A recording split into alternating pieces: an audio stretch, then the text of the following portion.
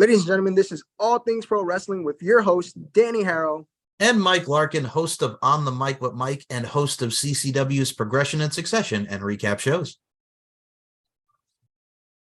Today, Michael, do you want to let the people know who we're with? Oh my goodness. Today we are here with that green-haired dynamo, your hero, if you will. Our hero's the hero to us all. Only a hero can save us. We're not going to stand here and wait. We have the one and only Airica Demia on the show. How are you, Airica? Hi, I'm good. How about you guys? Good. Excited to be talking with you. You've been doing a lot of stuff on the professional wrestling scene, a lot of great matches out there, especially coming off of Capital Championship Wrestling, doing your thing of Blood in the Sand, doing everything with Venom Championship Wrestling, Paris Van Dale, who's got a lot of stuff going on with Kaya McKenna. But you right there in the mix, first and foremost, great matchup and great debut. Thank you. I appreciate that.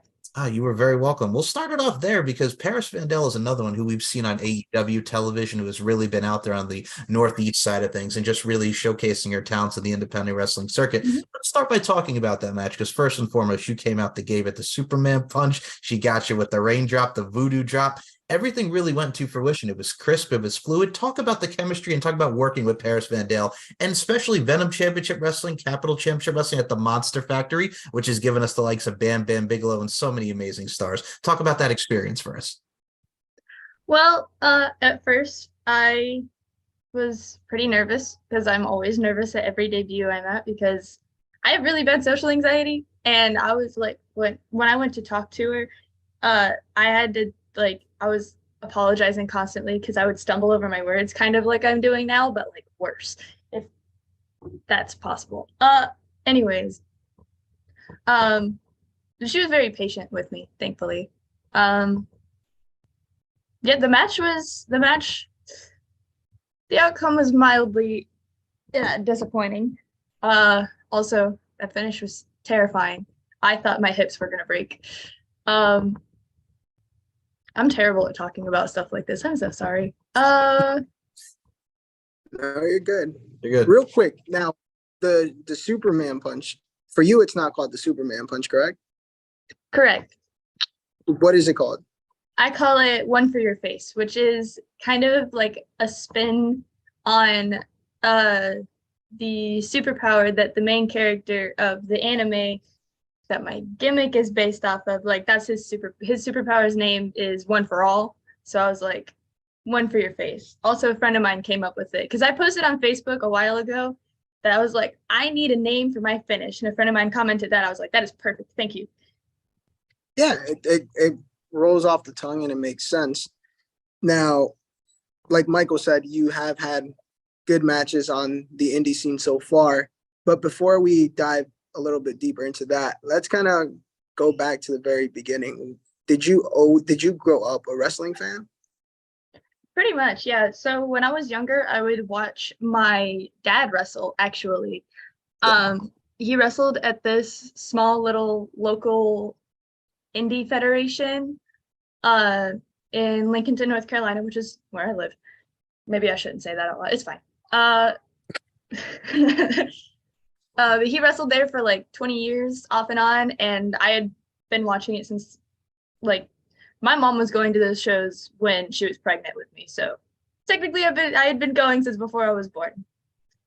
That was when I was younger, that was the only kind of wrestling I knew. I didn't know like what WWE was or NXT or anything like that until sorry, my cat's yelling at me. I didn't know I didn't know what like WWE was until I was like maybe 7. So okay. So then you do know what WWE is. Who do you kind of look at that point? Like you're 7 years old, like you're getting into WWE. Like, are you looking at anyone specifically? So I had 2 wrestlers that I really liked when I was younger, and that was Bailey and Johnny Gargano. I had a massive crush on Johnny Gargano. It's not even funny. My dad picked on me about it every single time we would watch NXT. It was hilarious. But yeah, they were my 2 favorites. Okay. When did you, I mean, with your dad being really on the wrestling scene, did you always know like I'm gonna wrestle eventually, or did you like have other options? Like, did you explore other things before you're like, I'm gonna do this for sure? So when I was younger, I kind of didn't really have interest in becoming a wrestler until I turned until around 7 years old. Around the time I actually I knew it was on TV. My cat is being a nuisance. Buddy, can you not? Come here. Hold up. Come back. I would just like to say, as a fellow cat handler myself, I agree with that. Oh, there it is. I love that. His name is Coheed. Yeah, I love it. He's very talkative. Okay, you can go now. Jesus. Okay, where was I? I'm so sorry. No, you were fine. Yeah, no, you're fine. Yeah, when did you really know you were gonna become a wrestler? So I did ask my dad around 7 years old. I was like, hey, can I try to be a wrestler too? He was like, huh, no. Because for one, I was 7 years old. And for two, I am a super clumsy human being. I'm better than I used to be. But if you're around me for 10 minutes, I will fall at least or trip at least 3 times in just 10 minutes. Yesterday, I went to walk, I was at my academy and I went to walk past a couple of chairs and I tripped on every single chair that was there. And somebody looked at me and was like, are you okay? Do you have a concussion? What's happening right now? I was like, no, I'm just clumsy. Every single chair. So what really convinced him? So when I turned 14, I kind of at that point I had been pestering him about it for a while, and he was like, you know what? Fine, I'll let you try it. Also, I was going through kind of a hard time when I was in 8th grade. I got bullied a lot, and I had a huge really crappy situation happen to me. I don't want to talk about that. That's not important. We're not here to talk about the negatives. But he was like, you know what? You need an escape. We'll try this. Well, this will keep you out of trouble. So I got in the ring. I took my first bump and he was like, so do you want to do it? And I was like, yeah, I do. First bump and you're hooked. And if you're not hooked, then you're not going to make it after the first bump. Because I've seen people who they take the first bump and they're like, you want to keep going? And they're like, this sucks. No, I'm done. But me, I was like, no, I want to do more because wrestlers are crazy. Some of us. That I can actually agree with that. Just for with me when I took my first bump, literally I took my first bump, got up, and my coach was like, "So the door's right there." And I was like, "Yeah, it's there, but I'll go there after training. I want to keep doing this." So I guess that makes sense. I agree with that. Yeah, you have to have a certain mentality to be able to be a wrestler because it's not easy. No, the pain, it never stops. It never stops hurting. You get a little more used to it, but it doesn't stop. Yeah, I think I'm just at that stage right now where I'm just getting used to it. Before it was kind of just always nagging and complaining about it. Now it's more it's part of life at this point. I just wake up every day in pain, but it's for something I love. So, so then you start training. When did you start? You're fresh off into the indie scenes, correct? Yeah, pretty much. How has it been so far?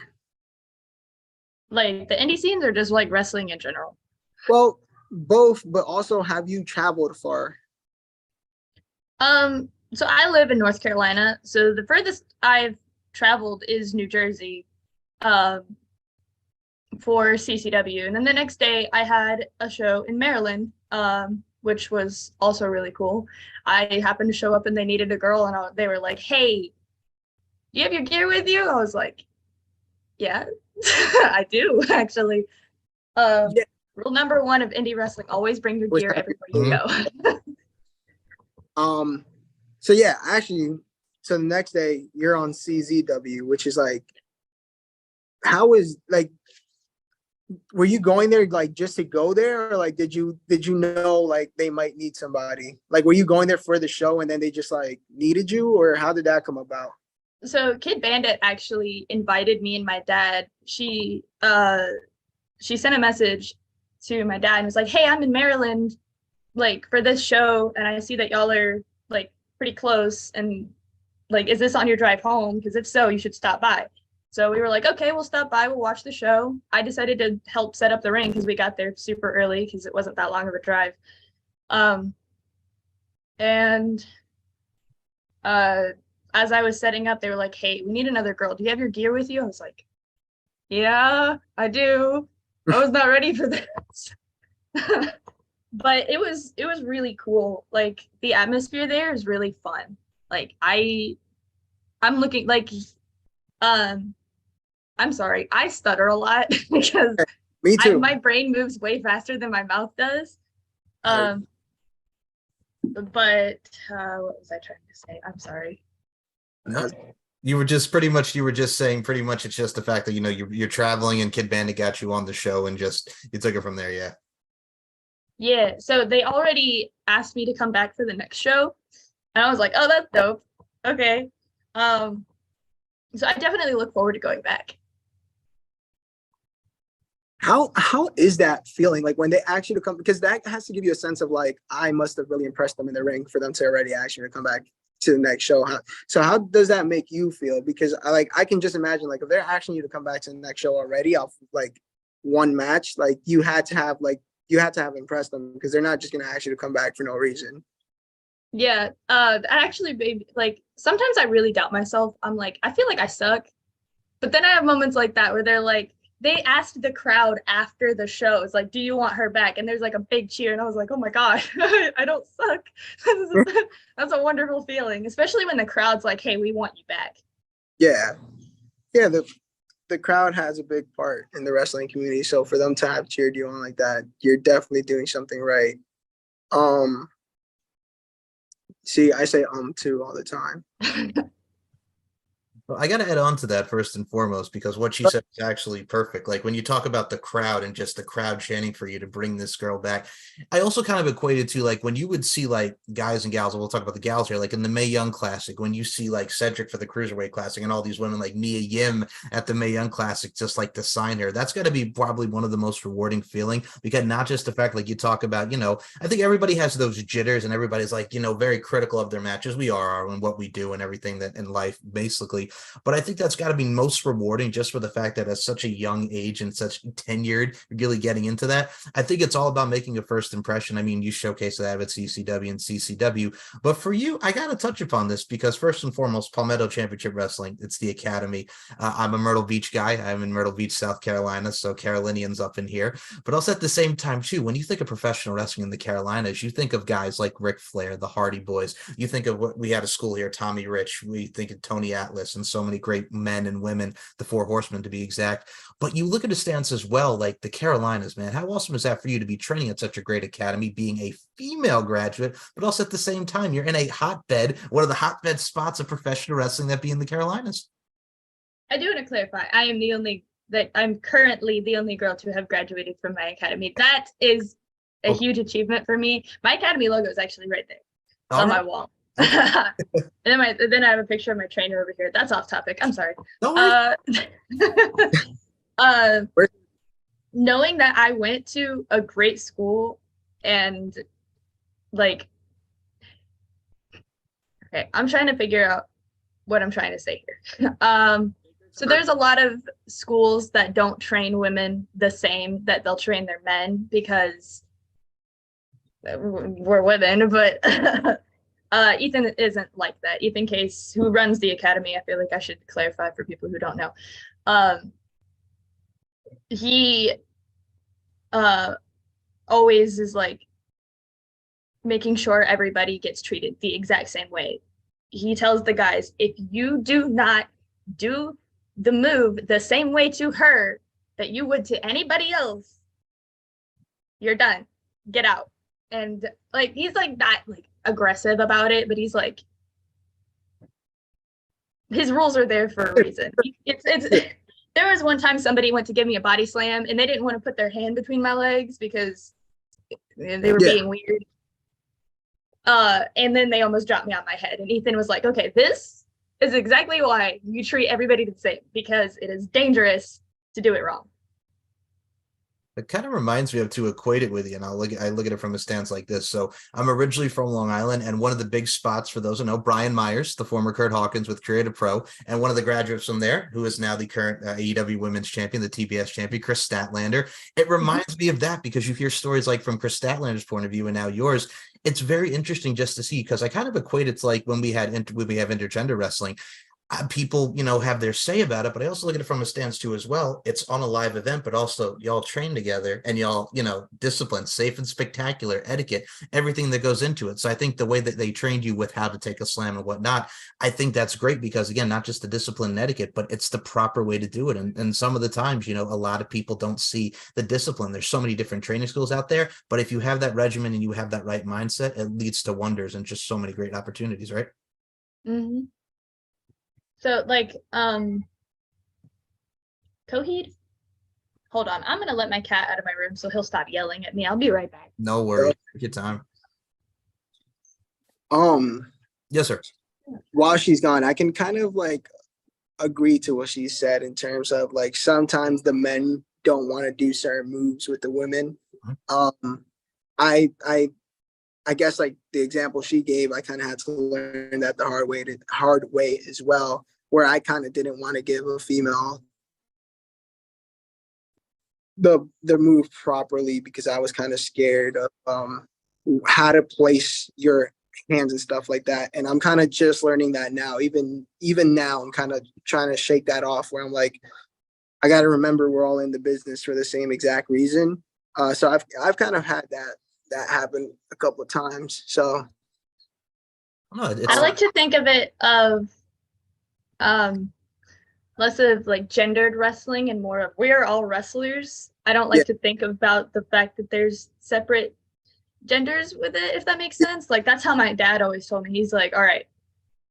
Like when I first started when I was 14, he was like, hey, okay, so some of these moves, like they're gonna have to touch you in certain ways. It's not, they don't mean it in a rude way. Yeah. It's just wrestling. That's all it is. That's how I try to think about it. But you can also tell when I'm sorry, I didn't mean to interrupt. No, go ahead. Finish. You can also tell when someone has like certain motives too. Like, and that's not ever fun either.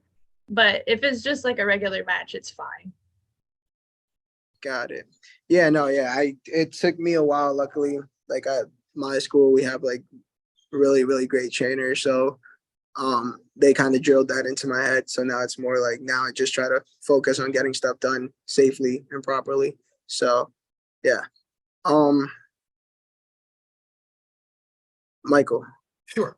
So I'm going to bring this up. And first and foremost, I love the fact, Airica, that you brought up. It's funny in schools too as well, because a lot of the stuff it's either vice versa. And what I love about it too as well, only people will just know about like the big promotions, right? And some of them will be like, what are you talking about, this indie stuff? Now, the other side of the coin, like she mentioned here, when you look at indies and then you find out about stuff like that, that's what you're accustomed to. But I still think that's awesome as well, because we talk about the support indie wrestling movement, which is so true, and everything in support wrestling as a whole. But I think just the basics of just seeing there's so many coming into fruition, especially women's promotions, Northeast and in the South, what have you.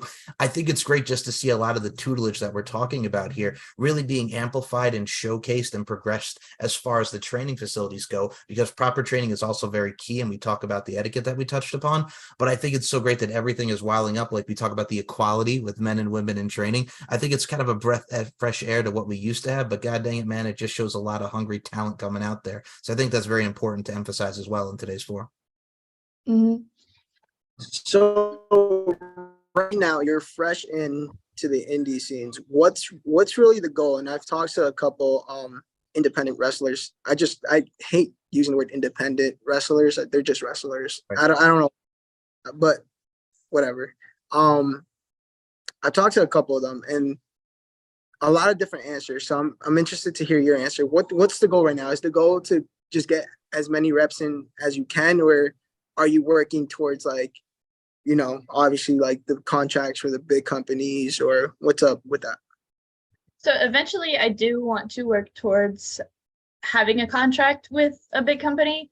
I'm not really picky on which one. I just want a contract, honestly. But I do, like, before I get a contract, I would love to travel like across the like as much of the indies as I can. I want to travel across the United States. I want to go overseas. I especially want to go to Japan because I'm a weeb, uh, clearly. I mean, my shirt has anime characters on it. I don't even know what the anime characters are. They're just Okay, got it. All right, so here's a question. Just because I'm a big independent pro wrestling guy, I've gone to a lot of, at this point I can't name all the promotions I've been to.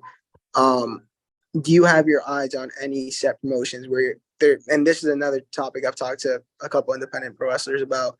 Is there a specific company where you're like, I need to wrestle here, or any specific venue where you're like, hey, I want to be here? right now, like as far as a specific company, the word just completely slipped out of my mind. A specific company that I would like to work for is Catalyst Wrestling. I think it's in New York. New York, yeah. New York, yeah. I definitely would love to work there because I've heard a lot of good things about it. Catalyst is amazing. They run amazing shows. The promoter's really amazing. Yeah, no, that's actually that's a great promotion. I go there pretty often. So yeah, that's a great promotion. Is there any, I don't know if you're like familiar with like venues, but is there any like specific venue you'd like to like debut in or wrestle in? Not off the top of my head. I don't. Yeah, I'm not sure. Oh yeah. It was just a question, just because like some people make goals like that. So well, I lost. See, I do the same thing. I just lost my thought. Anyways, CCW, you just made your debut, or VCW. They're not. I don't want to say they're the same thing because Marcello will kill me. They intertwine. They coincide. What Michael said. Yeah. You technically still make. You technically still. It's a hard. I still don't even understand it, and Marcello will hear this and he'll still kill me. I still kind of don't understand it because it's under the CCW umbrella. So you technically made your CCW debut and your VCW debut, regardless. Capital Championship Wrestling. It's really hot. You know, Ali Catch, Masha Slamovich. A lot of names have been with that company and they've held the title. So it's a good company to be with. How did that come about, and how do you feel to have wrestled for them? I feel really good about it, especially like since it was at the Monster Factory. I'm like, that's actually really freaking cool. Yeah. If there was a venue that I wanted to debut in, it was the Monster Factory. So that's like insanely cool that I got to do that, because I also have a couple friends that are like, oh my god, you debuted in Monster Factory. I was like, yeah. I mean, just like what Michael said, I mean, the Monster Factory, and like Bam Bam Bigelow and all the other greats that have been there before. So yeah, that's definitely a place anyone would want to wrestle in, and you were able to do that under CCW, which I think makes it even a bigger, cooler thing to do. But yeah, how did that come about? And like I said, I mean, how do you feel about being with that promotion? I feel really cool. Like, well, I feel like it was really cool. That's, oh my god. Okay, now you're My coming. brain is not working today. I have had a long day. I apologize. Everyone's getting cocky now. It was really cool to actually be a part of an all women's thing. Promotion. I think there was a men's match in Well, there, and I was a little confused about that because I thought it was an all women's thing. Yeah. Okay. Yeah. Yeah. Okay. Yeah, I understand. So basically, VCW is intergender and CCW is all women. But for some reason, I don't know. My brain's not working. No, I mean, I think it's an all woman, just that there's two men in there for some reason. Right. Okay. I think All right. So the best way I think I can describe it is, well, first and foremost, Venom Championship Wrestling, it coincides, but it's representing a separate brand, but also under the same umbrella, like Danny mentioned. But also, I guess it's the first time that we see men wrestling out of what is supposed to be, there's encompassing a lot of all women in it, much like we've seen Shimmer, Shine, and CCW. So I think it spices it up a little bit, but also we talk about the equality factor. So it's a nice mix. And I think anyway, like we talk about, everybody's all wrestlers here. So there's a nice little message to it. And I mean, speaking the message, I do have to ask you here, Airica, because I do love the Your Hero. I love the anime. I love the cosplay. I think not just because it's you amplified to 100, but I think it's something that really a lot of people can get behind and really people can relate to, which is such a influx and gravitational pull for professional wrestling. I wanted to ask you, and just personally here, what I love about it too as well, it also kind of coincides with wrestling, because when people think about professional wrestlers, they're larger than life characters, the superhero vibe. How much for that to you does that mean for like just such a positive message that is to a lot of the next generation of women that are going to see you in so many onward and upward for women's talents in professional wrestling, that positive message of just being yourself and being that overall hero, the superhero that professional wrestlers really are, So that's actually one of the main reasons I got into wrestling anyways, was because my dad was like, well, he still is. He's my biggest hero. And I got into wrestling because, for one, it's fun. I love it. And I feel like it's also a great way to, essentially my goal here is to be for somebody else what my dad was for me. And because when I was younger, I couldn't find a lot of female role models that I actually related to, because most of the women you see on TV are very similar. Like, I'm not trying to I'm not trying to be controversial. I'm not trying to say anything negative about anybody. But I've had a very hard time finding somebody that I genuinely related to, because I'm a very weird human being.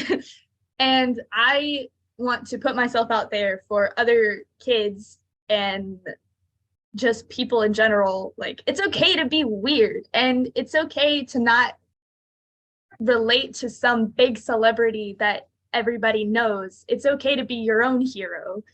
You don't have to be like everybody else, essentially, is kind of like where I stand on that. And I feel like that was a really rambly way of saying that. No, it really does a lot of make sense. Yeah, it makes, especially for like people that will hear this and are trying to come up on wrestling in general. Even me myself, and I spoke to your dad Saturday briefly, and I was telling him, like, just before I even really knew who you were or was familiar with your work, and I saw the promo for CCW, the one that you made for CCW, I was like, right off the bat, I was like, this is completely different. I was like, I don't see this. I haven't seen it. And anyone should appreciate something like that. And like you said, this is nothing towards any independent pro wrestler or anybody in general, but promos nowadays are kind of the same. You scream into the camera, you get your point across, and now you have a match. Yours is way different. There's a little comedy to it, but it's fun, it's refreshing, and it's new. And I think just people looking at that can also be like, all right, I feel like you set a new like standard for people, like, hey guys, be different. Like, so what you were saying does make sense, and I think that will help a lot of people that are coming up and take a look at your work. Sometimes, even though like I do, like my whole thing is you don't have to be like everybody else, I still feel like I feel like a hypocrite sometimes, because sometimes I'll be at a show and I'm like, I feel like I don't fit in anywhere. My dad's like, why are you trying to? Why does that matter? You can be friends with people. You don't have to be like them to be friends with them and to like get to know people. And then I'm like, dang, why am I I don't know why I do that. I mean, I'm still technically a teenager, so that's probably why. That probably doesn't help anything. But Well, yeah, I was gonna say that kind of makes sense though. I feel like being friends with someone who's completely different from you just helps both parties in terms of like learning new things off of each other. So I kind of agree with him. Yeah, so when I was younger, the reason I got bullied is because I was really weird. I mean, I'm still weird, but I get bullied for it less because I'm like, screw those people. The only Well, people that you're you right. scare off with your personality are toxic people that you don't want in your life. I just smacked my lip with my phone. I'm gonna put that down. First of all, Anyway, no, first of all, that's great advice. I actually have to counterpoint with that because I can actually concur and actually relate to you as when you're a kid, and I'll say this because you talk about being weird, being different, being unique, so to speak, right? What I love about it too is as well, when you're young and you're a wrestling fan, folks, and we all here love professional wrestling and respect the craft, you get made fun of for it for that, or you like different stuff. I think as you're younger, what I like to call it's like LOA, the level of acceptance. You want to be accepted, you want to be like this. But as you get older and you become wiser, which you, as you now, being an 18-year-old and being a young go hard teenager, you really don't care what people say. And then you really start to really realize what's important. And that takes you on the right path to where you are. So I think I got to say, just the point of that is I think you're on the right track. And I think everything will come into fruition and continue to suffice for you. I sure hope so because life is hard, even as a teenager. Like I know it's just gonna get harder. Yeah, Like, I was it's gonna still say here's fun. some. It gets harder. Trust me. I mean, Yeah. it doesn't get any easier. So sometimes I still Hopefully, wish. I'll just learn to cope with the issues instead of not going in blind. Well, that's definitely a big thing, and I don't know if there's a correct age or correct time where you learn how to cope because even like, and this is like even outside of wrestling, like even for me, like I still try to learn how to cope with things even at the age of 24. I'm like still even now because I just started wrestling 3 months ago. Well, I was gonna start like 5 months ago. And even just talking to people, like, hey, like just friends that don't watch wrestling, like, hey, I'm gonna do professional wrestling. And they're like, you're such a loser, or like you have nothing else to do with your life that you have to do that. So just like even now, like I know, and it's a weird topic. And I've talked to a lot of like other wrestlers about it, where they're like that the beginning is kind of a hard time because a lot of people are still trying to adapt that you're going to make a change that isn't really normal. It's not normal to like be like, hey, I'm going to become a professional wrestler, especially when you have like for me personally, I have friends with like office jobs, like some are nurses, some are like, have businesses. And then there's me like, I'm going to become a wrestler. And they're like, that's kind of weird. Like you're weird for that. So, and that's even like at 24, like even at 23, when I was kind of already realizing I was going to do that. But it's kind of just like whatever makes you happy, I think kind of just is the motivation for you to keep going. So I agree with that completely. So when I was 14 in 8th grade, my dad was like, hey, I'm going to let you start wrestling. So I told a friend of mine about it at school, and she was like, you're way too skinny. You're way too weak. You're going to quit within a week. And I was like, thank you for believing in me. Jesus, Lord Almighty. Here I am. 4 years later, traveling to New Jersey and Maryland and Florida for this crazy dream. yeah, and then some of those people will also be like, hey, I never said anything negative about you, like trying to just tag along for the ride, I guess, if you will. And that's like, and I've heard plenty of stories like that too, where a lot of people will tell their friends will be like, you're weird, and then they start doing what they said they were going to do, and now they're like, you're not weird, like we believed in you all along. It's like, yeah, and then she was upset when I didn't tell her about my debut. Yeah, those are those. What? That doesn't make sense. You have not been there for my journey. Now, my best friend, I met him through wrestling, and we just happened to go to the same high school. Like, he has been there for me this whole time, and he went to my debut, and he went to a huge like match of mine, like a few months ago, like surprising me completely, and it was wonderful. I love that kid so much. Anyways, Well, yeah, that's off topic. those are really the friends you keep around. No, yeah, no. I mean, there's no off topic here. People Fair are enough. gonna listen, or ADHD, brother. there's no off topic. People either listen or they don't. No, They, I mean, it's life, man. I think that's what it is at the end of the day. It's life. We all go through it, and we all are here to have the platform to tell our stories in more ways than one. And I mean, I look at you for stance here, Airica. First of all, for those who have not checked out Airica on YouTube, this one over here, like Danny mentioned earlier, your promos just out of the box, different, creative, and just awesome. I gotta say, well, here's look at it from a stance like this. Not a lot of people could say they can go against Roddy Piper's daughter and Teal Piper. When you think of the ultimate promo god, you think of the Rowdy one, right? Yes. That was also a really cool moment for me. Like when I said I was freaking out in that promo, like I don't know if anybody watched it, but I basically said I was freaking out. I was actually freaking out. That was for shoot, brother. I was freaking out. She was really nice though. So, and she said she wants to have another match with me, which is such a relief. It is so nice to hear somebody like wants to have another match with you, because that means that you did them justice in your match. And that's always a great feeling if you're doing it right. Yeah, that's the best part about it. I mean, like you talk about return matches, you know you're doing something right when you're going in there, especially like we mentioned with the daughter of the late great Rowdy one.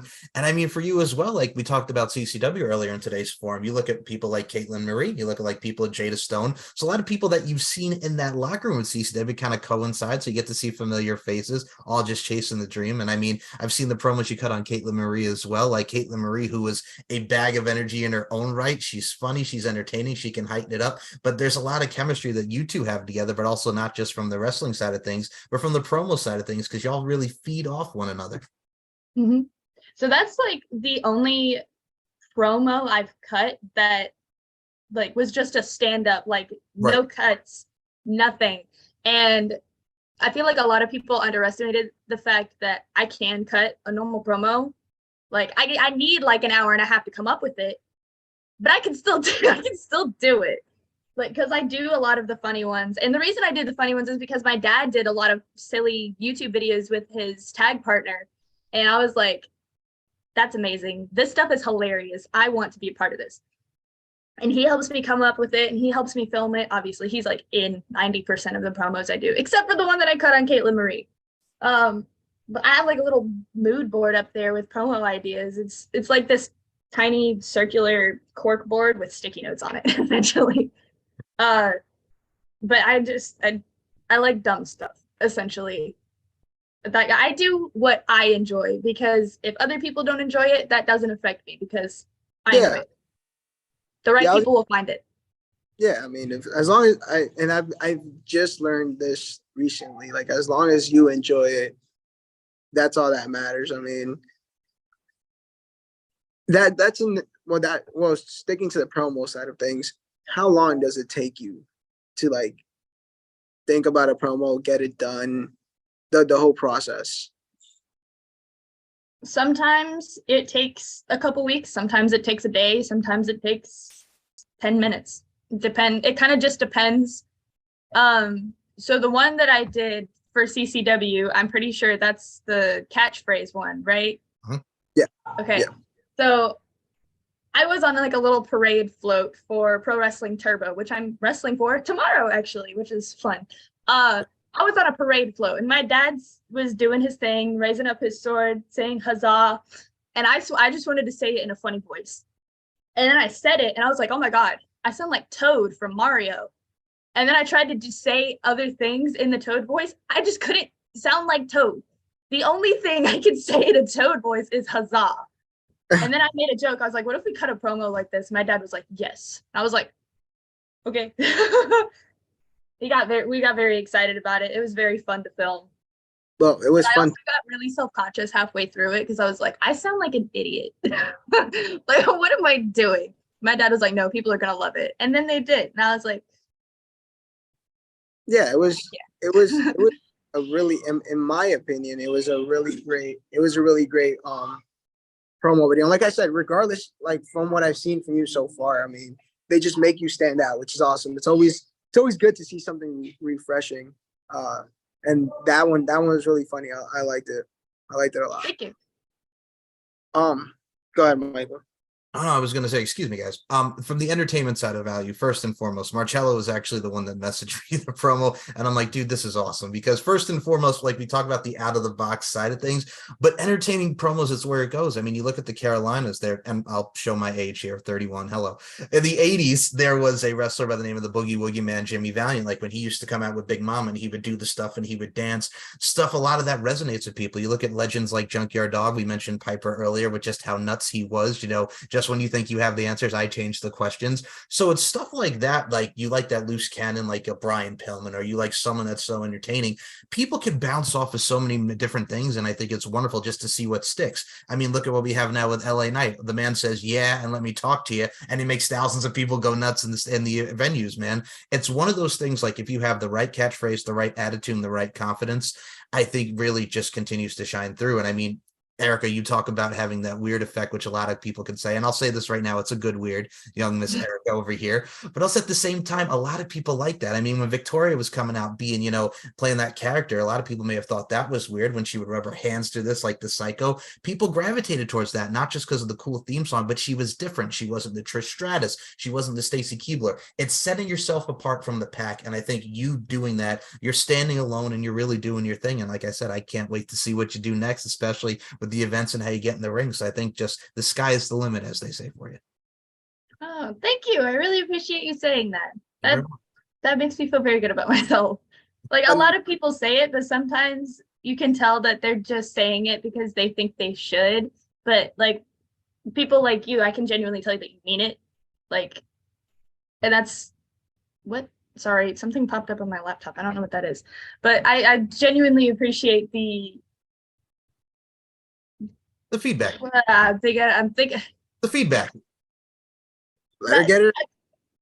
Another thank you for being genuine is what I was trying to say. I was like, what is the word I'm looking for right now? Yeah, it's the genuinity, but also at the same time, I think with everything, and I think what you showcase that a lot of people do, I like to abbreviate it as like sin. It's the subtleties, the intricacies, and nuances that I think a lot of people showcase. So you have these subtleties, intricacies, and nuances, to put it blunt. Just like, even like another example, and I remember speaking to her like 2-3 years ago, but Vicky Guerrero, even like coming out with the excuse me, and I remember asking her like having to come out on live national television with the voice and everything, like she was like, hey, trust me, I felt like a freaking idiot, like I felt cringy, this and that, but it got her over. And at the end of the day, she was like, people would come up and they'll do it to her, like they'll say the catchphrase to her. So I mean, sometimes feeling weird is just being like doing stuff right. I feel like the biggest reason that a lot of people fail in wrestling is they're too afraid to make themselves look stupid. Like that's part of acting and theater and movies even. Like you have to look stupid sometimes. And you're going to feel really stupid doing a lot of things, but it looks either really cool or it just makes sense. You know what I mean? Yeah. No, yeah. I forgot what I was gonna say. I agree. Like we'll just say that. I agree. It's like Cody Rhodes with Stardust. He looked like an idiot. Right. But it was kind of cool. I think it was cool. No, Stardust was a great character. I mean, people enjoyed it. That's the thing. Like sometimes you gotta look stupid for other people's like enjoyment. Like even like a good example of someone being like dumb or stupid or whatever, but people love it is R-Truth. Like comes out in the Royal Rumble, sets up the ring in the middle. It's briefcase, but everyone is having a great time and they all love the fact that he's doing that. So it's like, it's just stuff like that. Sometimes you got to look stupid for other people's entertainment. And at the end of the day, it's a win-win situation. I think it's the reckless spontaneity that goes into it. It's the reckless spontaneity of just not knowing what you're doing. Like you mentioned, the perfect example of R-Truth when he's talking to little Jimmy, the invisible person. Like that guy can play serious. He can play the straight man. He can play funny. I think it's just, and he's another guy that just doesn't age, for God's sake, another from representing Charlotte. But it's one of those things too. Like if you don't have that reckless spontaneity, if you're not afraid to just go out there, like you mentioned, Cody with Stardust, and people will say what they will about that character, whether it be like a mini Goldust or whatever. But what he took with that, like Goldust would do he would do that So you add that little subtlety to it, and all right, well, you know, he did this. So anyway, it's one of those things that really stands out. Like we talk about just everything, he added this little twist to it, and sometimes you need to add a little twist, and you got to be spontaneous. The spontaneity. There you go with it. It's easy for me to say. Say it 5 times fast. That's all I'll I'd rather not. So, real quick, let's get into your character. How did that come about, and were you kind of scared to debut that to the world?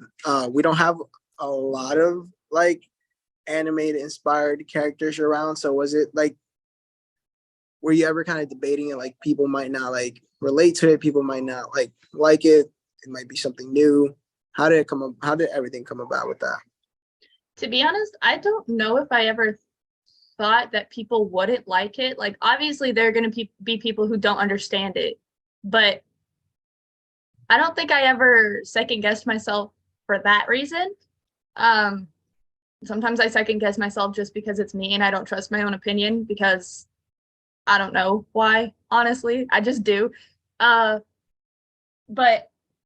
when I was 14, my dad's best friend and tag partner was like, hey, y'all should watch this anime called My Hero Academia.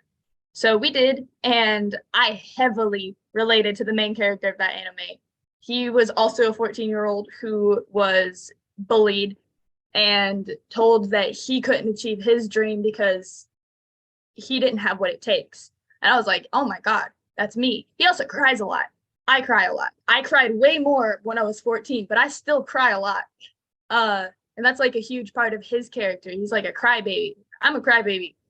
So I was like, it's nice to actually find somebody who's almost exactly like you in every aspect, especially because all he wanted was to become like his favorite hero. And that's what I wanted. I wanted to be like my dad, who is my hero. So, but boom, story writes itself at that point. Yeah. I completely lost my train of thought again. This is real. I'm gonna start blaming everything on CT, literally. Understandable. Yeah. Michael, go ahead. Sure. Yes. So, all right. What I also wanted to talk about as well is like we talk about the Carolinas and we talk about so many different territories. We've seen a lot of the matches that you've had come forward. And I mean, you just posted not too long ago with Savannah Evans, who we've seen on Impact Wrestling Television, who was with Tasha Steeles, and we've seen her along the North Carolina scene. We've seen her do her things from Queens of Combat, Ladies Night Only. It's really someone as well with her size and stature who you also meshed up very well with. I wanted to ask about working with Savannah, because she's another one who's taken her career very much leaps and bounds, but also someone who just has such fluidity and crispness in her own right, and such the power and magnitude that she really portrays. I wanted to ask you about this stuff with Savannah Evans. So I think that Savannah Evans is somebody that a lot of people should look to if they make it somewhere, because she has a contract, which is what a lot of people are trying to achieve, but she will still make time for you, and she will be nice to you and take into consideration what you want to do, even though I am 6 months in and I don't know half as much as she does. She still took into consideration my opinion of wrestling in general, and she was really nice about it. And if she didn't agree with something, she wasn't like, no, you're wrong. She was like, maybe this would be better. Maybe we should try something else. And she's just such a nice human being, and I just wish more people were like that. Even people who haven't gotten contracts are still more mean, and I'm like, why? What is the point? Does it make you feel better about yourself? What is wrong with you? Anyways, sorry. Oh, that actually sums it up very bluntly and very honestly. I think a lot of people concur who watch wrestling, or you hear the stories of whether it's like a bitter veteran or someone who hasn't gotten a contract. But also at the same time, we always talk about in wrestling, and I know you can attest to this as well, both of you can, you never stop learning. It's a business. Doesn't matter how long you've been in it, you never stop learning. So why not absorb that and just don't, just like you mentioned, it's a positivity factor, but people don't be bitter, and also at the same time learn, absorb, and adapt. That's all I could say. But you brought a great point in. This is just a random question, just because it was on my mind. Besides Gargano and Bailey, do you have like a dream opponent? I have a few. So I would love to wrestle Kenny Omega. Kenny Omega is my current favorite wrestler. freaking love Kenny Omega. Will Ospreay, Maki Ito, Rhea Ripley, Kairi Sane. And I've been wanting to wrestle Billy Starks for a while because we're around the same age. We graduated high school around the same time. And I'm like, that's really cool. Like, we're very similar. So I'd really like to face her too. Damn, I would really love to watch that match. Me and Billy, we're pretty cool, and she's killing it, and you're killing it. So yeah, I mean, every name you just listed is technically possible. You against Omega, that'd be pretty cool. Bro, I would die on the spot if I was told I was wrestling Kenny Omega. I'm like, oh my God, I would have a heart attack. I would get so excited, and my heart would just give out. I don't. He's really good, and he's someone that I even kind of look up to for a lot of different reasons, just morals and wrestling in general. So that's actually a good one. Yeah, that's right. That's a good one. I was just thinking about the whole Billy and you thing, because even Maki Ito, that'd be you guys have such different characters. That match would actually really be fun to watch. I feel like we're genuinely polar opposites. Like, yeah.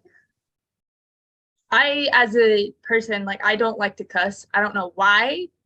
It feels wrong when cuss words come out of my mouth. Does that make sense? Yeah. And then she's complete opposite. She loves like a sailor, from what I've heard. I have a lot of friends who are like that too, so I'm used to it. It's not like when I tell people I don't cuss, they fall back to, oh, I'm so sorry, I didn't mean to say that. It's like, I don't care what you say, I just don't say it. It doesn't bother me.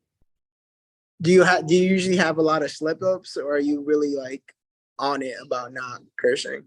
I don't have a lot, but when I'm angry, it kind of, I'll catch myself right before I say it, and I'm like, oh, I think I need to calm down a little bit. Because when I'm on the verge of saying something like that, that means I just need to calm down. Okay. Okay, so my dad is sitting over there now. He came in a few minutes ago, and he brought up a funny story from how old was I? Like 2 years ago. It was more than 2 years ago. No, it was 2 years ago. Okay, apparently it was 2 years ago. Well, first of all, yeah, hey Dad. Tell Dad hello.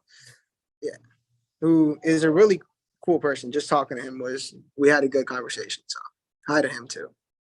It's now become his interview, but he did this. That was his hello. He did it like y'all could see it, but I'll translate. There you go. Yeah, so the story. What was the story?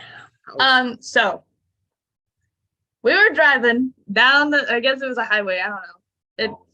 My mom was driving, and my dad was in the passenger seat. I was in the back seat. Oh, Lord.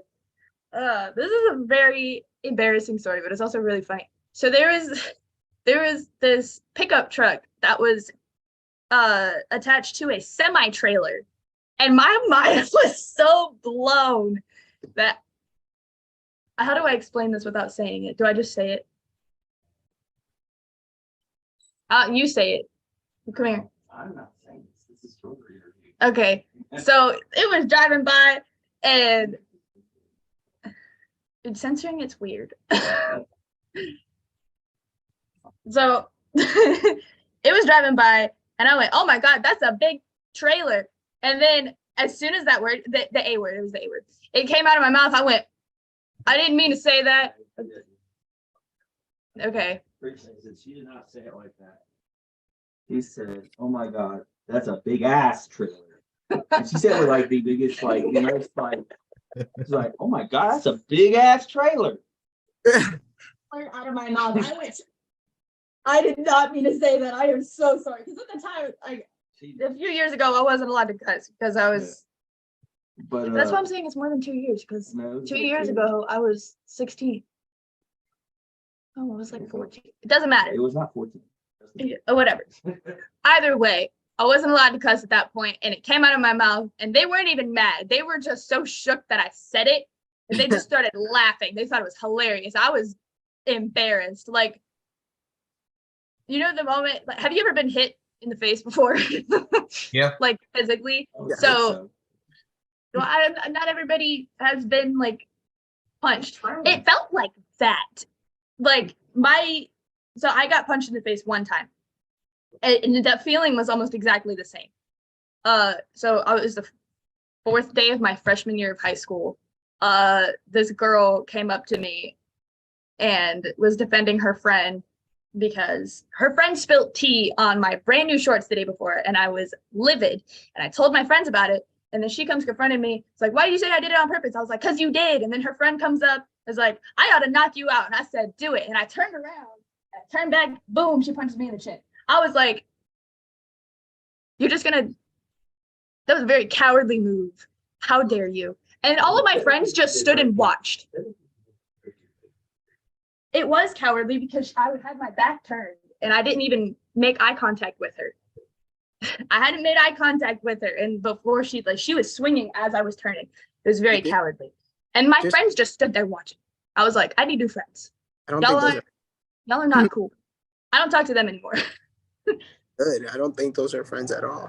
In her defense, you did tell her to swing. Just, you know. I was made aware of that. My dad was like, yo, you need to stop daring people to do things. You're gonna say that to the wrong person one day. Well, yeah, no, I was just saying because I've actually, obviously not the same scenario, but I've been in a situation where I was like, well, do it. And then they did it. I'm like, oh, ow, that hurt. Ow.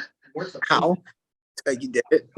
Because I had been like, do it before, like to like a lot of people, and they'd never done it. So I was like it didn't hurt. It was a weak punch. I was so embarrassed because people were laughing at me that I started crying. I called my dad. I was like, I just got punched in the face. He was like, what? Excuse me? You are 4 days in to your freshman year of high school and you managed to get yourself punched in the face. What is wrong with you? I got punched in 8th grade. So I was like 8th and 7th, I think. I have that problem too where I tell people, I'm like, do it.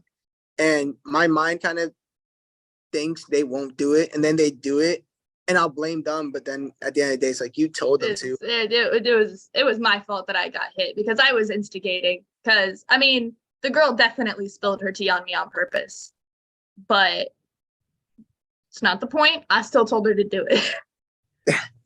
No, yeah, definitely. I definitely still, even at 24, have that problem where I just, even recently, I think even as recent as yesterday, I told someone to do something. They did it. I'm like, oh, okay.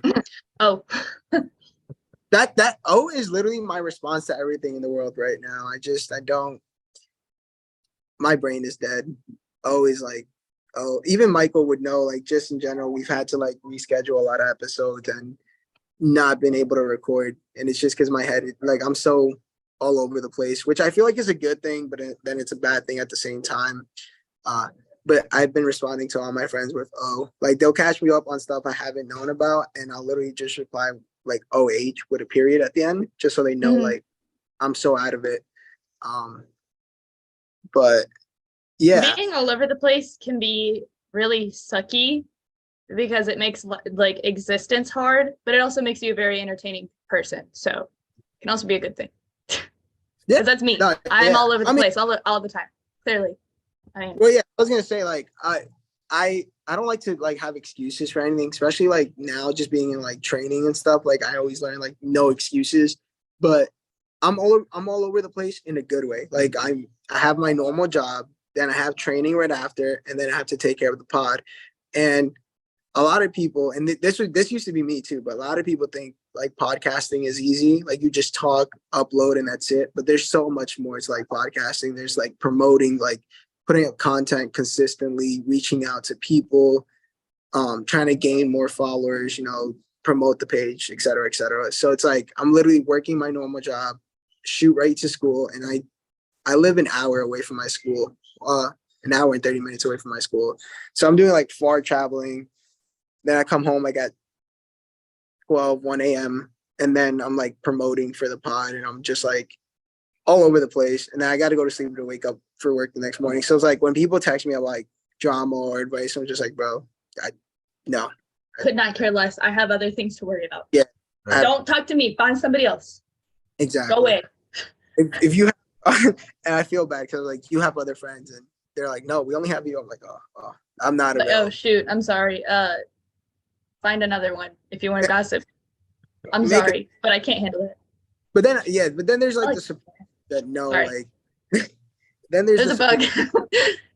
there's a supportive friends that know like he's trying to do something, leave him alone. Like so, but yeah, being all over the place, I think at times can be really good. But then at times like this week has been really like we were supposed to have a lined up guest and we had plans and everything just fell through because I'm just like I'm all over the place. And even then, like when I'm not training at school, like I'll find, and I'm very proud of myself for this, but even when I'm not training at school, I'll try to train at the gym and trying to like do my own little things to try to get better. So I'm all over the place. But hey, we're here. We're all here. I felt every second of that because like if I'm not at my academy, and it's a 2.5 hour drive for me, so it's kind of like I can only go one day a week right now because gas is expensive. Wait, let's backtrack. Hold up. 2 hours and what? 2.5 hours. You're 1,000% gonna make it in life. Like that. So no, If like there is one thing I am, it is dedicated. no, Okay, like I can say that. This is like just me speaking like from me. I'm like I'm complaining about an hour and 30, but you're driving 2 hours. So it's like, forget about what I said. 1 hour and whatever is nothing. Like Everybody has their own struggles, man. I'm not judging you. no, I'm just like that's like pure dedication, like pure dedication. So that but it paid like definitely could tell it pays off. I mean, you've had amazing matches. So and you have like even like, and I was talking to even Marcello about this, I think like the other day, and I was after CCW, I was like, she has a bright future. Like there's no doubt about it. But just hearing just like that you go that far for training, I was like, okay, like that's just pure dedication. I appreciate that. I felt like I was gonna say something. I don't remember what it was though. That's me every day. So 2.5 hours. Oh, right. One day a week. And I try to go to the gym at least 4 times a week. At least I have only gone once this week because I've had a very hectic week. I got home on Monday at 9 p.m. from being out all week, and I was like, I'm not going to the gym today. Then the day after that, I did 2 workouts. Wednesday, I had training. I didn't wake up early enough to go to the gym. And today, I haven't had time. So I'm going to try to go tomorrow. But last week, so I made a little workout plan for myself, and I've done it once all the way through. And I've had it planned for 3 weeks. life happens. Life does happen. Life happens. Literally, that's literally what I live by now. Like life just happens. Stuff happens out of nowhere, which I kind of hate. I'm a very scheduled person. So when things happen that aren't in my schedule, it just throws me off completely, and it's hard to get back on track. I did have a question, but I totally forgot. I'm sorry. It's been the key to this. Well, in my defense, and this is like off topic, but we haven't recorded with a guest in 3 months. So I'm just like so like out of it. Like I'm just so like I'm trying to get back into groove of things.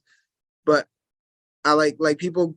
One thing about the pod that I like is it's different from other podcasts. Like we're just like talking. A lot of people have like set questions and like set topics and this and that.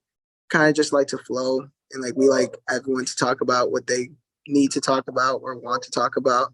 But yeah, that's my excuse for today, because people are gonna listen to this. I know they're gonna like message me like you didn't sound like yourself, or like too many like I don't know what I was supposed to say, but it's been a long week. So I understand that completely, because sometimes I'm more cheery on certain podcasts than others just because I've had a rough day. But I try really hard not to let it affect me, because I feel like that just makes me look like a jerk.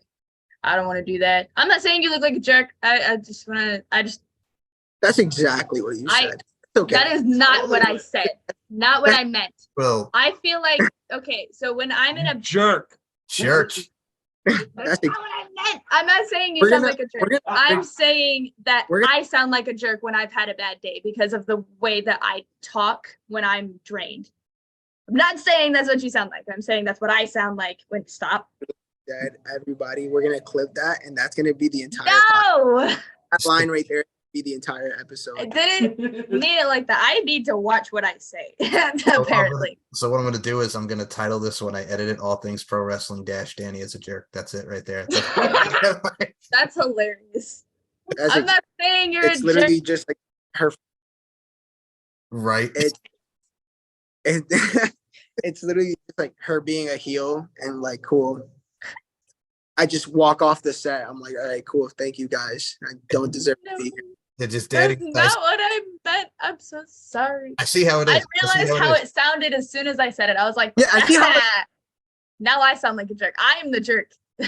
I'm out. Like Michael. Well, yeah, I mean, it's all like, see how it is. I mean, we get it. I understand you. Jerk. No, I'm kidding.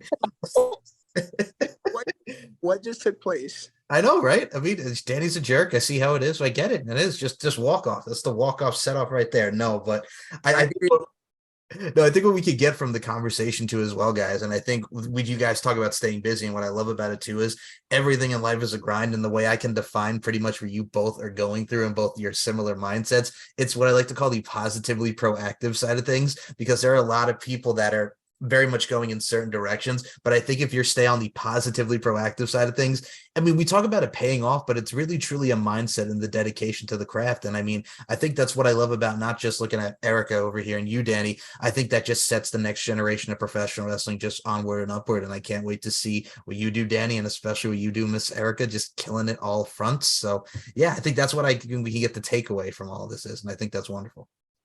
I'm not doing nothing. I'm a jerk. Oh yeah, I know. No, you're not. That's not what I meant. I'm so sorry. I was trying to say I sound like a jerk if I don't. After all the support we've given her, this After is all what the support, all of it. You're Trying to not a be nice. jerk. I'm a jerk, and I'm sorry. I didn't mean it like that. There's Not all what the I meant. positivity, the positively proactive. Just Right. jerk. You sound I like- can't cry because I got a spray tan. I can't cry right now. Remember that part in this episode where she was talking about those people being mean when they should be nice. Yeah, there you It go. turns out it was her. It was her all along. The tables have turned. The tables have turned. But no, trust me, I've been called worse. That's nothing. That's actually a compliment compared to what I've been called before. But that's still not what I was trying to say. No, That no, is, it's exactly not what it's that. That I just glitched. I just had a What? stroke. what just- malfunction. I was like, The junction. Yeah. My brain and mouth malfunction. Stop making fun of me. My dad is going like this because I do that a lot, and it's very Wait, distracting. what do you do? He does. I do that. He was doing this. No, I'm saying, but you do that like to say sorry, or you Like- just do that? I do that when I'm trying to get a point across. I'm like very aggressive Oh. with my hand motions. You haven't seen like 90% of them because I mean, I don't know, because my camera is weird and I can't get anything below my shoulders. But I've tried to get my hands in. There have been several times where I've accidentally smacked people in the face because my hand motions are so aggressive. Or I'll Actually- smack myself in the face. That happens a lot too. Okay, we are learning a lot here, guys. We're learning a lot. So she smacks herself in the face. I'm a jerk. Y'all and watched me do it with my phone earlier. I mean, I did. I mean, that was just you smack that phone like there was no tomorrow. Just like you're swatting a fly. Just get out of here. Just with this phone. Yes. hit me right in the lip. I'm surprised I'm not bleeding. Oh. Hey, it Do you, happened. do you bleed easily? I don't know. I've had my lip busted several times. So maybe, I don't know. I guess All I've right, never, okay, knock on wood here. But I've never had a nosebleed in my life, like ever. there's no way. Wow. This is impossible. Even being hit in the nose, like my nose has never bled. I there's something wrong with the blood vessels in my nose or something. I don't know. Never had a nosebleed. Knock on wood. You're not human. That is not normal. No. I've had literally way too many. Yeah, Michael, I'm gonna let you talk because Sure. Well, first and foremost, I think one of the other things I did want to mention is because we did talk about the matches. One match I have to talk in particular with you.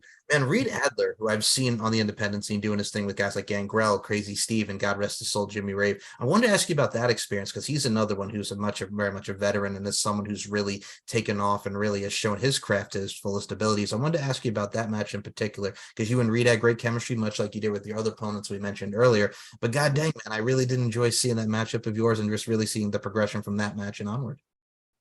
Which matchup? The one with Reed Adler? Drew Adler? Drew Adler, my apologies. Okay.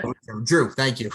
Okay. What? I was really confused for a second. I was like, My apologies. I had a don't brain know fart myself. Drew Adler. It's okay. It happens. at least she didn't call you a jerk. Yeah, that's true.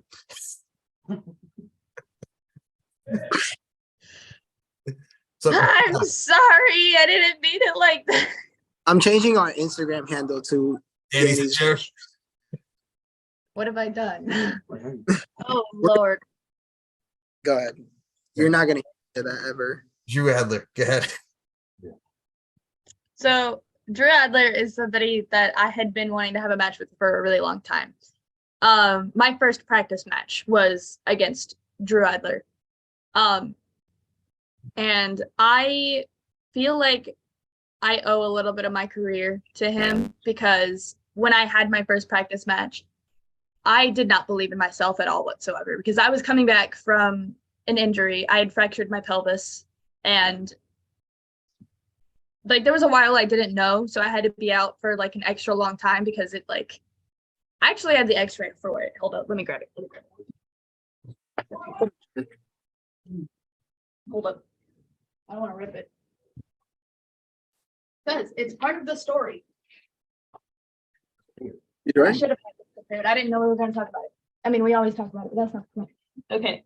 So if you look very closely, I don't know if you can see it on camera. There's a tiny little fracture right there. I see it. Yep. Up at the top. Okay. So that was my pelvis. Oh. So we were doing our regular rolls and I went to do a bandera to the outside onto the apron. And my hand slipped off the rope and I fell and onto concrete and I fractured my pelvis. And there was a new guy there. I'm pretty sure it was his fault because he brought in some negative energy. I don't know. That man was weird. All right. He was a jerk, wasn't he? It was a joke. He was creepy. He was creepy. Like even my dad's like confirming like, nah, that man was weird. And he has not come back because nobody at the academy liked that guy. Anyways, so I was coming back from that injury and I didn't believe in myself. And oh wait, hold on. I skipped a whole part of the injury. So I had continued training for a couple of months or a month. It was a month. A month. Because we went to the doctor and they told you it was just that there was no fracture. Yeah, so I went to the doctor like I think that night or the next day.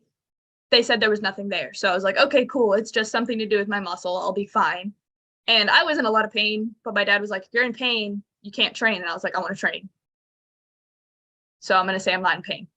I'm sorry. I lied. He's not surprised. So I lied about the amount of pain I was in. And one night I did a headlock takeover. We went to feet up, popped.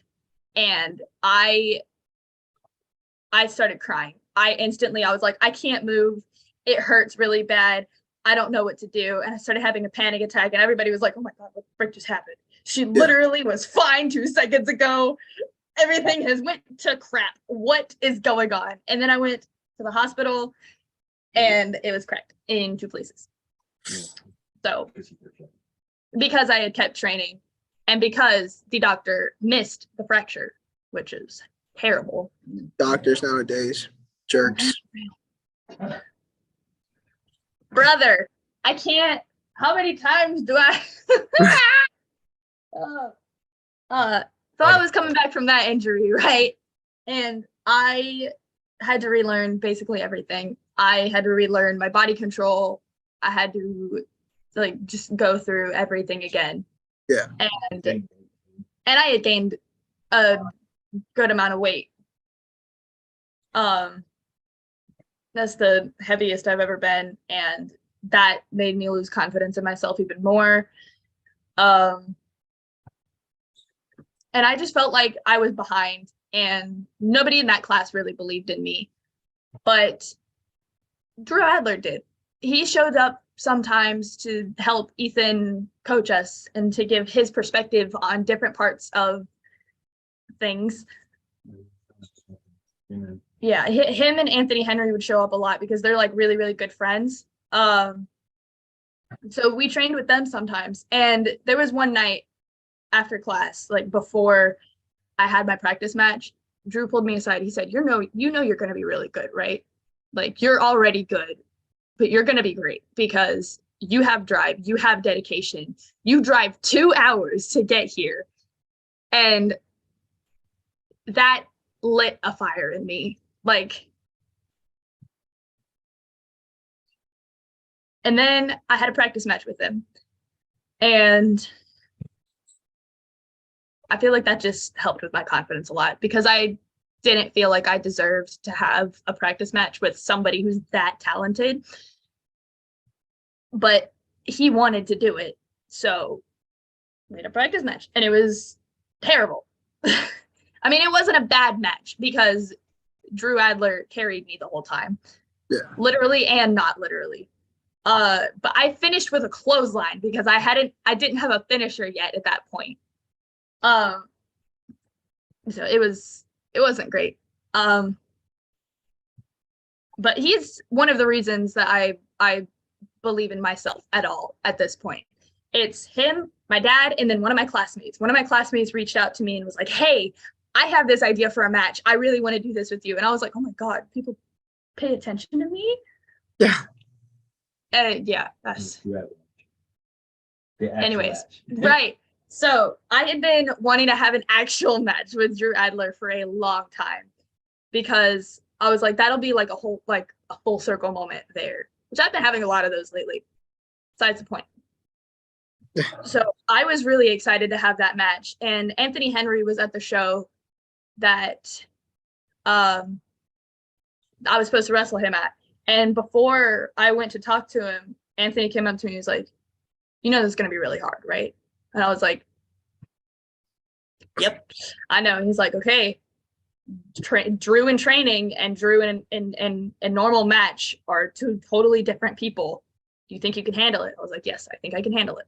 And I did. So yay. I absolutely love that match. Like looking back on it, watching it back, obviously there's stuff that I don't like that I did, but overall the match was great. And I was told by my trainer and the announcer that that was the best opening, like best first match from an indie show that they've ever seen. So that made me feel really good about myself. That is the ultimate compliment. That is the ultimate compliment. I love that. I'm pretty sure I cried. It's a rewarding emotional feeling. And like we mentioned with Drew, I think when you have someone, and like I said, we talked about I mentioned his matches with Gangrel and Crazy Steve, like you're in there with just someone like you mentioned with Drew. He just trains much like yourself. The grind never stops. And what I love about that is it's the persistence and it's the passion that goes into it, because when you're doing wrestling, you're persistent. We talk about learning, but also in the ring, you want to apply the craft. You want to do it safe. You want to do it spectacular. And I think that really is something that was shown and that was really amplified and was really, really showcased in that match. So I got to give you kudos as well, because I really did enjoy that match as well.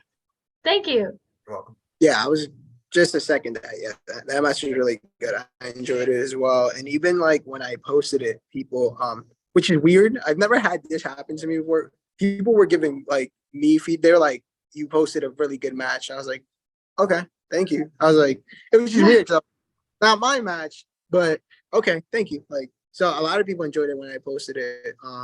Which was kind of that makes me feel good too. That's odd. I've never heard of somebody being like, you posted a really good match. Like, yeah, okay. What a weird compliment. Yeah, literally, and I think that was the first time I ever posted someone else's match. So I've never had that happen, but then again, it was the first time I posted someone's match. But yeah, I was like, okay, cool. I was like, sounds good. Thank you. Now get out of my DMs, please. No, for real. Like it was just, yeah, literally. I was like, all right. I mean, I didn't even know how to respond. Honestly, I was just like, okay. I would have just liked the message and moved on. Like that's how I roll. If I don't know what to say and I feel rude leaving people on red because I'm weird. I don't know. I'll just heart it and just move on. Or if it's like super long and I don't feel like reading it, I'll just heart it. And I told one of my friends that I was like, okay, so every time you heart my message, I'll know that you didn't read it. I'm like, no, that is not what I meant. Just because I heard it doesn't mean I didn't read it. Okay. Sometimes I just don't have time to respond. Okay. A lot of people misinterpret what you say. Yeah. Just but hard it. yeah. A lot. Yeah. I don't know how to speak like a proper human being sometimes. I don't think anyone does. No, nobody does. I don't like sounding like a robot. That's my thing. I feel like if you're proper, you're just a robot. Like I don't know. Fair enough. But yeah, no. I mean, that was weird. And it was a couple of different people, so I can't even say it was one person. Like people were like, well, there was people like responding with like fire emojis. So I was like, I'll take that under the impression that you like the match. So I was like, okay, wasn't my match. Like I was like, Cool. I tagged her for a reason. The whole point was for you guys to follow her or like tell her she had a good match, not tell me. Like I know she had a great match. I watched. Like I didn't ask. Like I didn't ask if the person I posted had a good match because that's why I posted it. What is wrong with you people? Yeah. What is wrong with people? Jerks. Anyways. Anyways, I think before we do close this out, first and foremost, Miss Airica, we definitely got to have you back on here for round 2. It's been a pleasure picking your brain and really getting to showcase one of the finest young talents out there today. And I can't wait to see what you do going forward. I know Danny seconds that. I just really can't wish you nothing but continued success and happiness always. I can't wait to see where you go from here. Thank you so much. I would love to be back. I'm sorry for calling you a jerk. I really didn't mean to, but Okay. I'm literally getting that tatted somewhere on my body just so I can remember. Well, I mean, that's the purpose of the show today, Daddy. Life is an art form. We're all applying our crafts. Continue to apply your craft in amazing fashion. The positive side that, oh, by the way, Danny's a jerk. That's what it is. I will hate myself for the next 24 hours because I feel like a jerk. Oh, no. My debut match, I'm gonna have the ring announcer just call me jerk. That's it. Danny is a jerk. The Indies, just jerk. And then I'm gonna have to go on podcast and tell everybody the background towards my name. I was like, hey, I was the host, and they called me a jerk for being a host, and it just stuck. They're like, you're a jerk for hosting a podcast. For being a host, or did they call you a jerk for being a bad host? Hey, now, hey, yo, chill. Yeah, Stop instigating. We have the daughter who called me a jerk, and then we have the dad who called me a bad host. Right. That wasn't me. We're not going. I think you're a great host and you're not a jerk. I was trying to say that I look like a jerk because I sound very different from you when I've had a bad day. I want to hear Dad's opinion. Yeah, can we hear Dad's opinion? We want to hear. Do you feel like you're a bad? That is poor wording on your part. Now you'll know where I get it from. No. I ain't made a point. I will be. Oh. You about to knock your laptop over? Good God. She doesn't even want to be here anymore. She tried to close the laptop on us. Yeah. No, it just almost fell. Hold on. Let's change the subject. Let me. Probably what, the blue lighting? Oh, nice. It's colorful.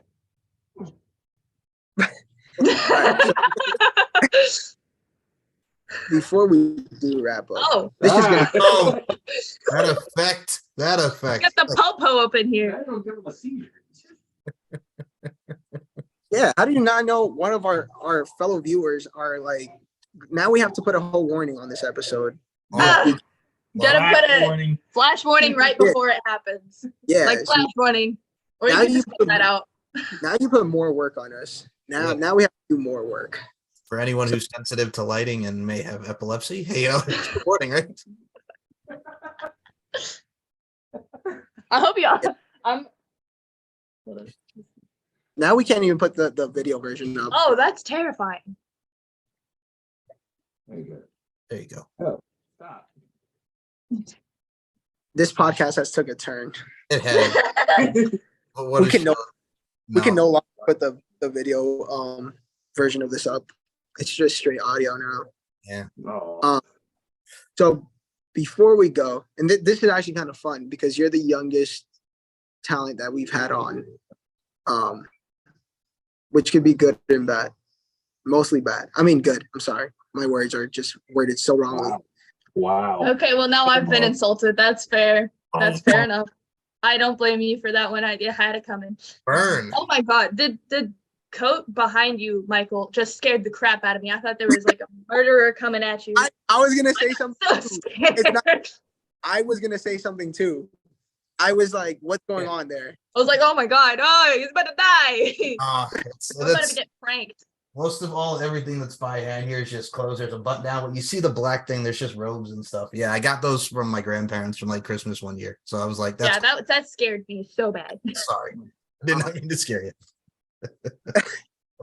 I was on her side with that. I was like, "What is going on?" Like this. If something happened, this would have been like the best episode we probably ever had. Of course. But I'll just die on air. Yeah, that's okay. I appreciate that. Oh, wow. It's just yeah. It legit looks like the Grim Reaper is standing behind you. I know. I'm not getting up. I'm not. Yes, it's funny, but yeah, I know. I've actually, you're not the first person to say that. I'm like, no, it's just a rope, just the way that it hangs. I know it looks creepy, but it's what it is. that's funny. So yeah, before we close up, well, you know what? I'm done. Erica, where This can is we follow you on all forms of social media? Facebook, Twitter, Instagram. No. Yours. Go ahead, No, what? that was not it. But What were you saying? yeah, was I aggressive with that? I'm so sorry, Michael. I'm a jerk. You gotta remember this. I'm a jerk. All right, I gotta play my part. Gotta play the Anyways, role, brother. Yeah. Gimmick, brother. Gimmick. Living the gimmick. This is it. I'm walking off podcast after it's over. We're shutting down the whole company. Great. What is bro? Now I'm a piece This of is crap. really What bad. happened? Literally. This is so bad. Oh, okay.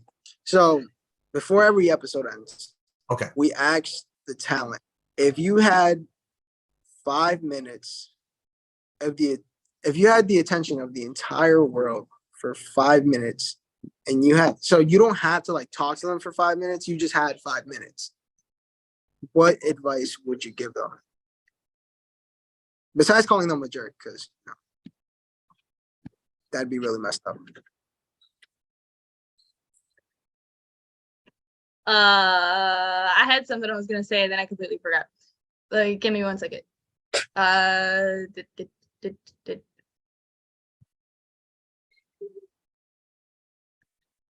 All right, well, great advice, guys. I mean, No, wait. It hasn't been 5 minutes. It's been 5 seconds, maybe. I don't know. Hush! I didn't ask you. Ah, I'm trying to think. You're making me lose my train of thought, Dad. Anyways, a lot of people say don't let anybody hold you back, but the only person that's really holding you back is yourself. So don't stand in your own way. oh, wow. And get over yourself. Sorry, too. That's a big thing that my trainer tells us all the time. Get over yourself. That was actually really good. Beautifully said. I could have been way better, but I mean, anyways, like I was trying to say, that was really good. Actually, that's really, really good. That's actually not that I remember. That's pretty bad, but not that I remember what everybody else said. But that was pretty good. It's been our first episode was like March. I don't remember what anyone in March said. So I don't blame you. I wouldn't remember either. I don't. If it's written down, I'll probably remember it. Like if I read it, but if I hear it, I'm not gonna remember. I have this tendency to like listen to the podcast, like to episodes over, like for example, like Marcus Mathers, who was our first ever guest. Like since me and him are like pretty cool, like I've listened to that episode like multiple times. So when I'm talking to him, I was like, we have something to talk about because I remember you said all this and that. But other than that, I don't I literally, and people think this is like a joke. I'm trying to be funny. I don't remember what I did yesterday, or I don't remember what I did like 3 hours ago. I know exactly how that is. So, but Wait, yeah, have you been diagnosed with ADHD? me? Yes. Are you trying to say something? I'm I'm very. saying I have ADHD and you have a lot of similar qualities to me. So I'm saying you might have ADHD. So if you Honestly? think there's something wrong with you, there's not. No, no, definitely not. I don't think there's nothing. I quit with life. Honest. No, I'm kidding. I was saying there's nothing wrong with you. How am I insulting you now? No, I didn't. I definitely didn't say you insulted me. My brother has it, so I'm pretty sure I do. I was never officially diagnosed because I don't really care in a sense. Like, Fair enough. it's like I'm okay with being me. I think that makes me who I am.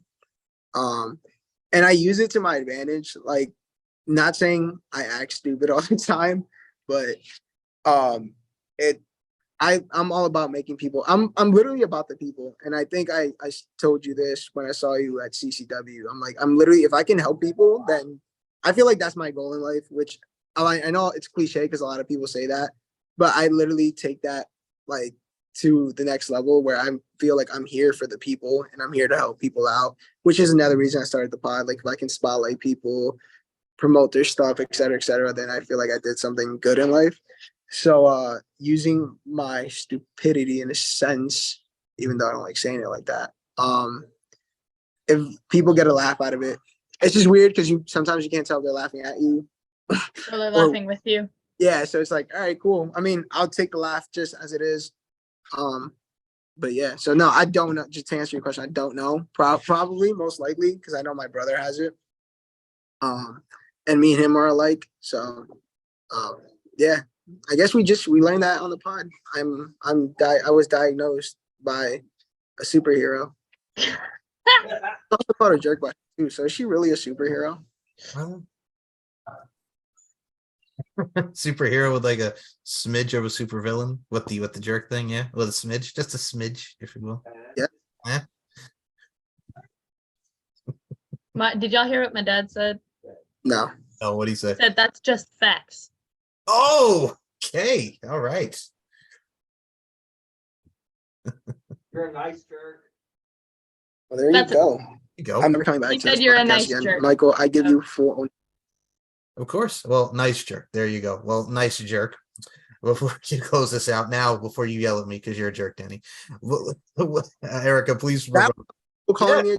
Yeah, yeah, Literally, really. I trust you because it's weird because I find this weird and it's not weird, but I find it weird. Weird. People actually listen to this, which I'm still like to this day. I'm still like, why do people listen to me? Like, why? Like, why do people take the time to listen to me? Like, but people listen to this, and I can already see like 5 people calling me a jerk next time they see me, and then I'm gonna forget it was because of this. So I'm gonna be like, why is he calling me a jerk? And I was like, they're gonna be like, Like, oh what yeah. did I do to make you think I'm a jerk? No, literally, someone's gonna come up to me without even saying like their name or like greeting me. They're gonna be like, "You're a jerk." And I'm like, "What? Or Because what's I'm up, jerk? yeah, literally, and I'm very sensitive. Like I'm very very sensitive. So I'm just gonna be like, That makes me feel so much Oh worse. my god. no, that- no, wow. no. I mean, That makes it worse. that does make it worse. See, sometimes I don't know how to word my stuff either. But no, literally, someone's like, I can already imagine like going to my next like indie show and someone's like, "Yo, you're a jerk." And I'm like, "What did I do to you?" Ow. I'm like, okay, I guess I'm a jerk. And then I'm gonna turn around and someone's gonna be like, yeah, you're a jerk. I'm like, okay. So you started the jerk movement. Thank you so much. No. You're not a jerk. I didn't mean it like that.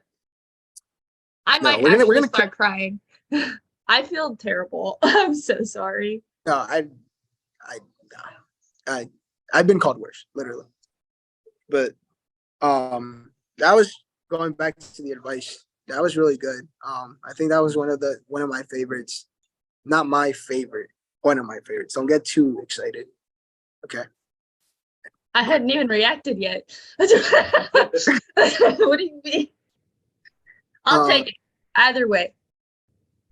But yeah, I mean, you're gonna forget it in 5 minutes anyways. It's fine.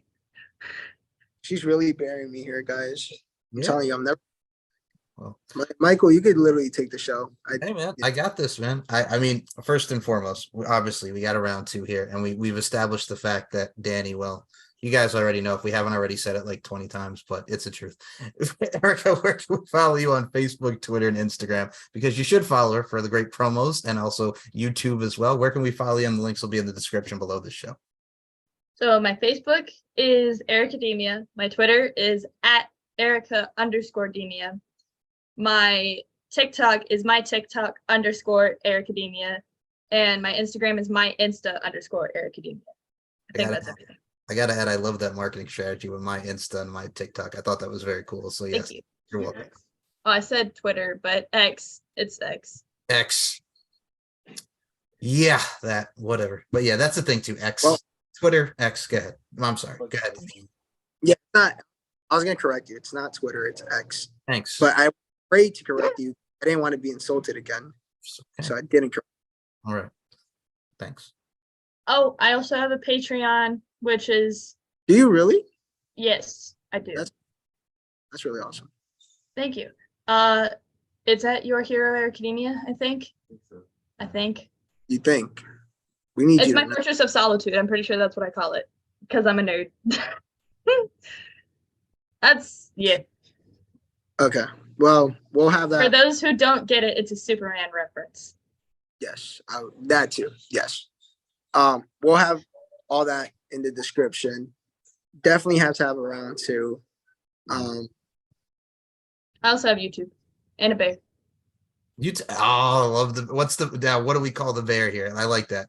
That's awesome. I never named him, but I'm gonna call him Mr. Ed. I don't know why. That's just the name that popped in my head. Like the horse. So, It's a Huh? bear. Well, Mr. Ed is a horse, and now they got a bear. So like, I'm just saying. this Better is Deku. Okay. Could have called him a jerk. Yeah. Well. I love it. No, I love that. First and foremost, just the fact that you Please got don't throw that. Please don't No. throw that at me. Yes, throw it at her, please, in my behalf. do it. Well, there you go. Well, there you go. This has been Ow! really, wow. Okay. Oh, it's stuck. This is also Deku. Nice. It's bigger than my head. I have a small head though.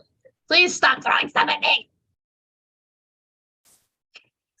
This makes for great content. We're gonna clip all of this. Oh, we We're- have. Keep throwing stuff at. We're just gonna clip all this at this point. This is You just amazing. threw all of the stuffed animals that were on my bed. Yeah, I sleep with Not stuffed true. animals. Ow! Don't judge me. Oh, that's my favorite. This is Batman in pajamas. Look at him. Look at his little slippers. They have bats on them. Love I that. love it. All right. Wow. Anyways, We have this has been an episode of All Things Pro Wrestling with your host, Danny Harrell. And Mike Larkin, host of On the Mic with Mike, and host of Capital Championship Wrestling's Progression and Succession and recap shows. Are you not gonna say who she is? I'm not saying it because I'm a jerk. So Okay. And for your hero, Miss Airica Demia, the green-haired dynamo who has taken the wrestling world by such storm as of right now. Airica, we'd like to thank you so much for your time, and just I can't wait to have you back on the show for another round. thank you for having me. I'm definitely excited to be back. Hopefully he forgets about the jerk thing by that time. I'm sure he will. Stop being all heartbroken over there, man. I'm gonna replay it every day till the next episode. Miss for Justin Timberlake, Cry Me a River over here. My name is Mike Larkin, and for Airica Demia. I think that was worse than like me being called a jerk. That was definitely worse. That was I'm just getting like I've had a rough day. You were being put on blast, my dude. I've had a rough day and I came here because this is my happiness, but it's no longer my happiness. God. Your happy place. You're like Happy Gilmore on here. Go to your happy place. Anyway, we're Anyway, good. oh go ahead. You can All right, I'll do the outro. My name is Mike Larkin. For Danny Harrow, follow us at ATPW Pod on All Things Pro Wrestling's Twitter, YouTube, and Instagram. For Airica Demia, thank you so much for listening, and we'll see you all in the next episode. Take care, and thank you again, Airica.